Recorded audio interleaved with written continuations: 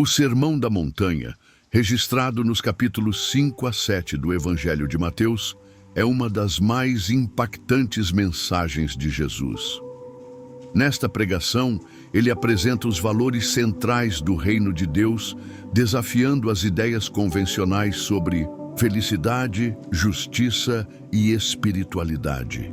O cenário descrito no início de Mateus 5 mostra Jesus subindo um monte, onde se senta para ensinar seus discípulos. Isso permitiu que muitas pessoas o ouvissem.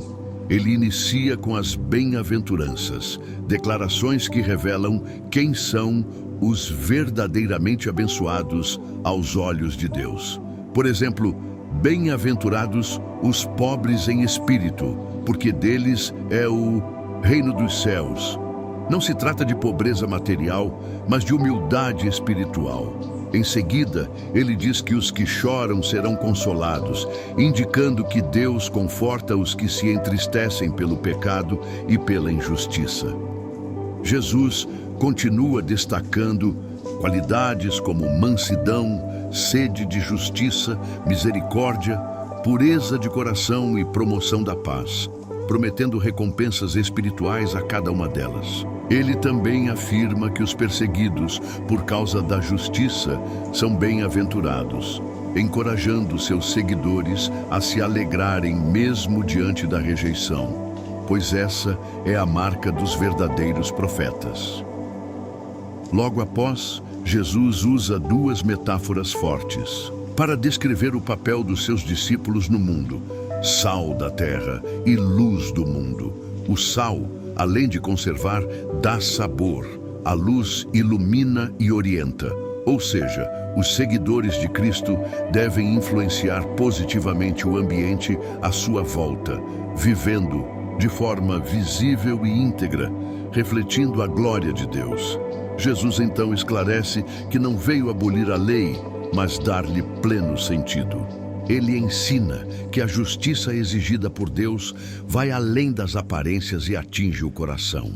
Por isso, diz que é necessário ter uma justiça maior do que a dos fariseus. Ele exemplifica isso ao interpretar mandamentos como "não matarás" e "não adulterarás", mostrando que o simples ódio ou o desejo impuro já são condenáveis. Para Jesus, a verdadeira obediência começa dentro do coração. Ele valoriza mais a reconciliação do que os rituais e insiste na urgência de lidar com o pecado de forma radical. Seu ensino não apenas revela o espírito da lei, mas também propõe uma vida de transformação profunda. Jesus usou uma linguagem exagerada chamada hipérbole para mostrar a seriedade do pecado e a necessidade de evitá-lo a todo custo, não para ser interpretada literalmente como incentivo à automutilação. Ele também abordou o divórcio, elevando o padrão acima do que era comum na época. Em Mateus 5, 31 e 32, Jesus ensina que o divórcio, salvo em caso de imoralidade sexual, leva ao adultério, tanto para quem se separa, quanto para quem se casa novamente. Em seguida, Jesus falou sobre os juramentos. Naquele tempo, as pessoas juravam para reforçar a veracidade de suas palavras. No entanto, ele ensinou que seus seguidores deveriam ser tão íntegros que um simples sim ou não bastasse. Segundo Mateus 5, 33 a 37, jurar por qualquer coisa não acrescenta a verdade e vem do mal. Falar sobre ira, adultério, divórcio e juramentos, Jesus não anula a lei, mas revelava seu sentido mais profundo.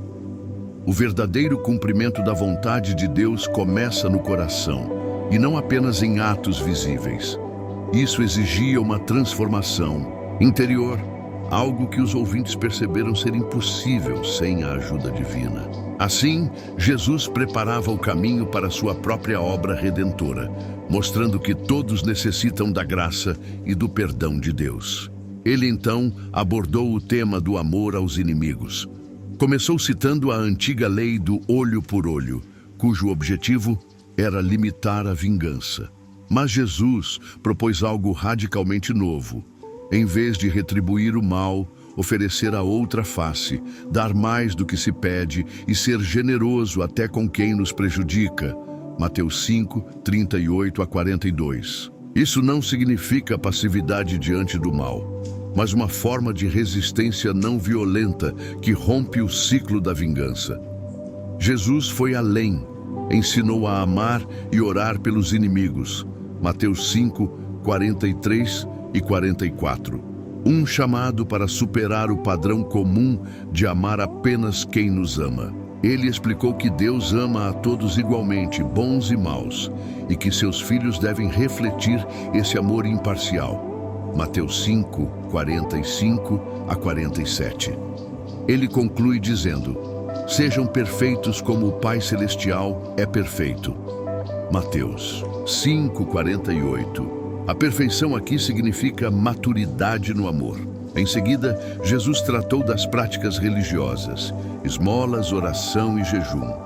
Ele alertou contra a hipocrisia de fazer essas coisas para aparecer. Segundo Mateus 6, 1 a 4, dar aos necessitados deve ser feito em segredo, buscando agradar a Deus, não os outros. O mesmo vale para a oração. Mateus 6, 5, 8. Deve ser sincera, reservada e direta, pois Deus já sabe do que precisamos. Ele ensinou a oração do Pai Nosso, Mateus 6, 9 a 13, como um modelo simples e focado em Deus. Sobre o jejum, Mateus 6, 16 a 18, orientou que seja discreto, sem chamar atenção. O ponto central de todas essas instruções é a motivação. Praticar a fé para agradar a Deus, não para obter reconhecimento. A verdadeira espiritualidade, segundo Jesus, nasce do coração e se expressa em atitudes sinceras, não em aparências. Por fim, Jesus falou sobre prioridades. Ele alertou contra acumular tesouros na terra, que são passageiros e vulneráveis. Mateus 6, 19 a 21. Em vez disso, ensinou a buscar riquezas espirituais duradouras, pois onde está o seu tesouro, aí também estará o seu coração. Jesus não condenava a posse de bens ou o hábito de economizar, mas alertava contra o acúmulo egoísta e a confiança excessiva nas riquezas. Os tesouros no céu, a que ele se referia, têm valor eterno, como amor, generosidade, justiça e fé. Ele afirmou: onde estiver o seu tesouro, aí também estará o seu coração, indicando que aquilo que valorizamos revela nossas prioridades e molda nosso caráter. Em seguida, Jesus usou uma metáfora interessante.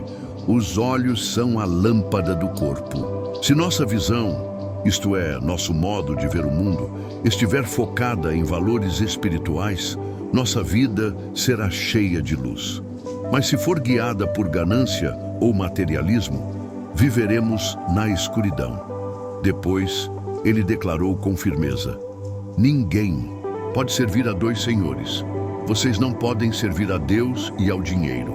Aqui, Jesus mostra que o apego ao dinheiro pode rivalizar com nossa devoção a Deus. Por isso, seguir a Deus deve ser nossa prioridade máxima. Jesus também abordou uma preocupação comum, a ansiedade com as necessidades do dia a dia. Ele disse para não nos preocuparmos com comida, bebida ou roupa, pois Deus cuida até dos pássaros e das flores. Assim, devemos confiar que Ele também cuidará de nós. Não se trata de preguiça ou irresponsabilidade, mas de confiar mais e se angustiar menos. Jesus então afirmou: busquem em primeiro lugar o reino de Deus e a sua justiça, e todas essas coisas lhes serão acrescentadas. Ele nos chama a colocar os valores do reino, como amor, pureza e misericórdia, acima das preocupações materiais, confiando que Deus proverá o que for necessário. Concluindo essa parte, Jesus aconselhou: não se preocupem com o amanhã. A cada dia basta o seu próprio mal. O objetivo não é evitar o planejamento, mas viver o presente com confiança na provisão de Deus. No final do Sermão do Monte, Jesus tratou de discernimento e ação. Alertou contra o julgamento precipitado. Não julguem para não serem julgados. Ele nos chama a avaliar a nós mesmos antes de criticar os outros. Depois, incentivou a oração persistente. Peçam e lhes será dado. Busquem e encontrarão. Batam e a porta será aberta. Deus é um Pai bom, disposto a atender nossos pedidos com amor. Jesus também ensinou a famosa regra de ouro. Tudo o que quiserem que os outros façam a vocês, façam também a eles. Uma orientação simples, mas poderosa, para guiar nossos relacionamentos. Ele falou ainda do caminho estreito que leva à vida. Não é o mais fácil, mas é o mais verdadeiro. E alertou sobre falsos mestres, dizendo que os reconheceríamos pelos frutos de suas ações. Por fim, contou a parábola dos dois construtores. Um sábio que constrói sobre a rocha, obedecendo às palavras de Jesus, e um tolo que constrói sobre a areia, ignorando seus ensinamentos. A casa sobre a rocha resiste às tempestades. Essa é a vida fundamentada em Cristo. O sermão termina com o povo impressionado, pois Jesus falava com autoridade verdadeira, diferente dos líderes religiosos da época. O Sermão da Montanha não é só um conjunto de regras, é um convite à transformação interior. Jesus quer formar um povo que vive com pureza, misericórdia, justiça e coragem, mesmo em meio à perseguição. Se essa mensagem tocou o seu coração, compartilhe este vídeo com alguém que também precisa ouvir essas palavras de vida. Se inscreva no canal, ative o sininho e deixe nos comentários qual bem-aventurança mais falou com você hoje. Você foi chamado para fazer a diferença. Seja o sal que preserva, seja a luz que ilumina. Viva o reino aqui e agora. As palavras de Jesus continuam ecoando e agora é a sua vez de viver essa verdade.